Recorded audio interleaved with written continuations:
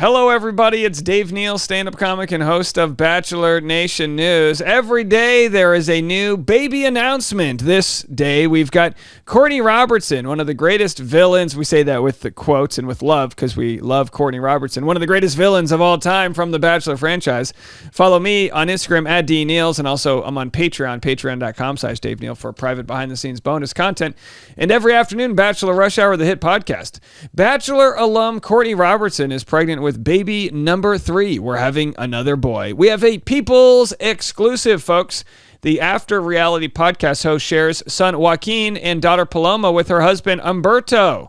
What a beautiful family. There they are, folks. Don't they all look just fantastic there? The pigtails, very happy. They got the ultrasound. As far as I can tell from my limited knowledge with medical records, that is not photoshopped. That's an actual ultrasound, folks. That's a real baby on the way. No misleading anyone here. Courtney Robertson is soon to be a mom of 3. Announcing the news exclusively with People, the former Bachelor star shares she's pregnant, expecting her 3rd baby, another son with husband Umberto. You know what? We could read this article, but let's just give her a phone call right now. Here's my chat with Courtney Robertson. Domino's, how may I help you? Courtney Robertson, how are you? Dave Neal, how are you today? I'm so good. And I just saw that you are having your 3rd baby. We knew this behind the scenes, but it's People exclusive photos official. Congratulations. Thank you so much. It feels so good to finally share the news. I've got this big belly, so I've been laying low on social media. I know. Your family looks so beautiful. Who took these photos on People? I found somebody who was affordable here in Central Phoenix where we live, and the pictures turned out great, but man, that was a scramble that morning trying to keep the kids clean and just to get a couple pictures. We tried the sonogram. Paloma crumbled it up. It was a fun time. Oh, does she like contextualize that you're pregnant? Do you think she understands? She points to my belly. I think she knows. She says, baby, but Joaquin definitely understands. He told everybody at school, and we had to wait to tell him because he can, before we told our family, I'm like, oh, he's going to tell everybody. Yeah, kids don't quite understand how to keep a secret. That's an adult. I mean, adults don't, but kids definitely don't. Exactly. But yeah, she's got like a little like the last baby energy, so it's going to be interesting to see how she deals with another baby. Now, did you do the official? Oh, you did. Okay, you did the official gender reveal. It's a boy. Are you done? Is this going to be a family of 5? Are we done now, or what? Yes, and everything is like, this is the last pregnancy, so I've been savoring it. But yeah, I'm 40 now, and I really went back and forth, like, should we have a 3rd? We're going to be outnumbered, but it worked out. We had a couple losses leading up to this pregnancy, so we're thrilled. We felt like it was meant to be. This will be the last piece of the puzzle, Dave, and we've already outgrown our house. Well, I was going to say, 2 kids seems to be, each parent can kind of wrangle a kid, but the 3rd kid, to me, seems like you've no longer got home field advantage. Exactly. Yeah. It's going to be a little chaotic, but luckily they'll both be potty trained. They're both sleeping through the night, but they're going to have to share a room. So we're like, shoot, should we get bunk beds? Joaquin loves to sleep in our room. I'm like, hey, I told him last night, like, the baby's going to be sleeping in our room for a while. So already kind of greasing the wheels. Oh yeah, I mean, look, I grew up with not getting enough attention, and I got it. That got me into the world of podcasting. So if you can do anything, raise the kids so they don't get into comedy or podcasting, and you'll be a good mom. I just hope they don't go on The Bachelor, and then I'll be good. I don't want my son's sons to ever date. I'm like, no. But that would literally be how you've really aged if your kids are now on the show. They have yet to have that, but they're close. I think there are some alumni that have adult kids now. Oh my gosh, yeah. Maybe Chris Harrison's kids, they're getting up there. Oh, I would love to see Chris Harrison's kids on The Bachelor. That would be so fantastic. I know, right? I guess while I have you, are you watching Golden Bachelor, Bachelor in Paradise? Heck yeah, I am. I usually watch it the next day on Hulu, commercial free. Loving it. I know you've covered Kat Izzo. I'm trying to get her on the podcast. I feel for Kat. it's, she's the villain. And loving Golden Bachelor, it's so wholesome. I kind of like a little bit more drama, so I wasn't sure how it was going to, it's a pretty steady Eddie season, but man, that guy's got high likability. Yeah, oh yeah, we just absolutely love him. Now back to Kat. So you were considered the villain, even though you've pretty much won your season of Bachelor. But do you think you would have flipped that script on Bachelor in Paradise? Do you think you would have had a better edit or more of a villain edit? So I was thinking about going on season 1, and I really talked to the producers, and I was like, you guys, can you promise me you're not going to do it to me again? And here's the thing. I told somebody this on a podcast the other day. I don't think that you can control whether or not you're going to be the villain or not. I truly believe that. I really disagreed with Wells Adams, like there's no bad edit. Obviously, we can't blame the edit. We're responsible for what we say. But having been in the other side and like really became the villain, I literally had no clue, Dave, when I came back. Like, I knew I had said some things, but like how the level that they took it to. So I feel for the villains. I love chatting with them, and I know Kat is struggling. We've been messaging, we've been DMing, and I mean, they did not do her any favors this season whatsoever. Yeah, well, with you, getting to know you, I can totally understand how they were able to edit you to be a villain because you just have a funny sense of humor. Yeah, because you hear me say these like kind of off the cuff things, right? But when it lands differently in person, right? Oh yeah, I could totally see myself coming off like the villain just from wanting to people please with producers and throw people under the bus and this and that.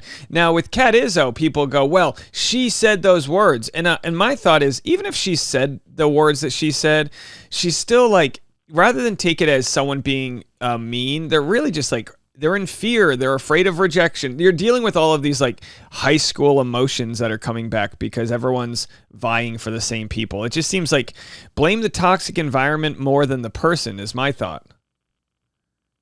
I agree. I do. And I think people have to remember it's a television show. The producers, before they start rolling and everyone's sitting there, they're teed up, they say, let's make a television show.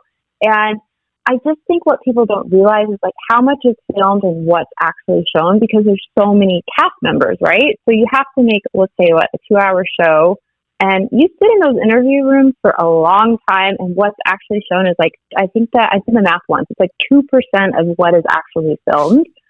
So, it makes for great TV, but, I saw the comments on Kat Izzo's Instagram, her post, and maybe she could have worded it differently, but clearly people aren't showing her grace at all.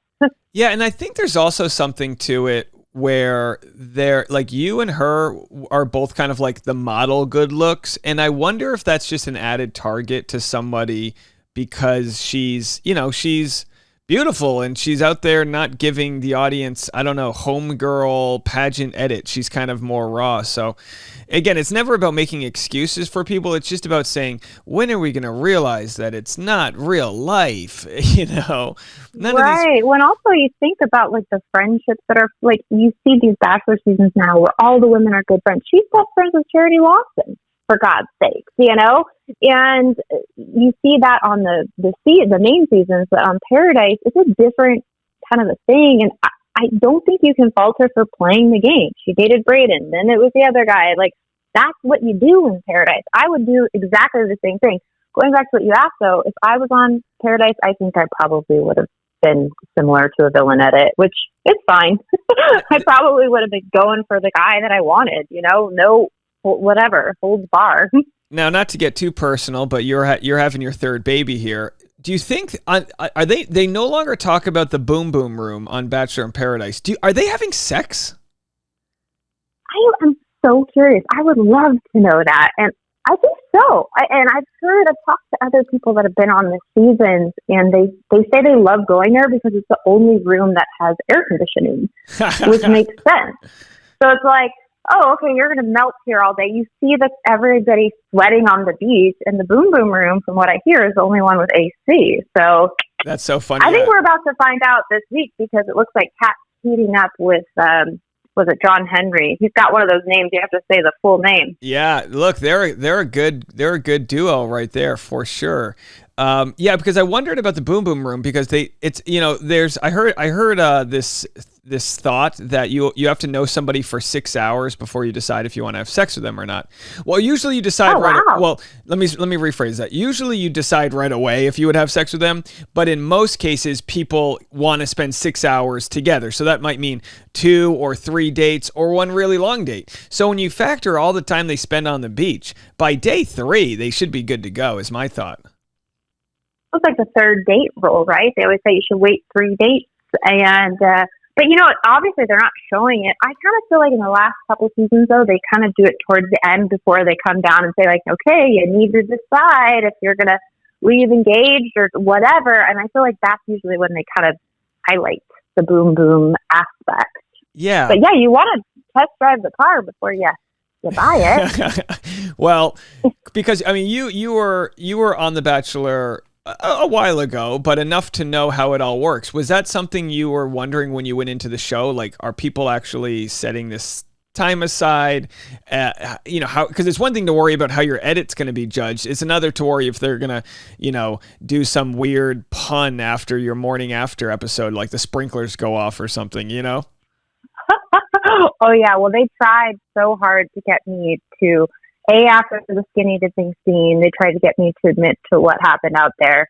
Thank God I did not take the bait.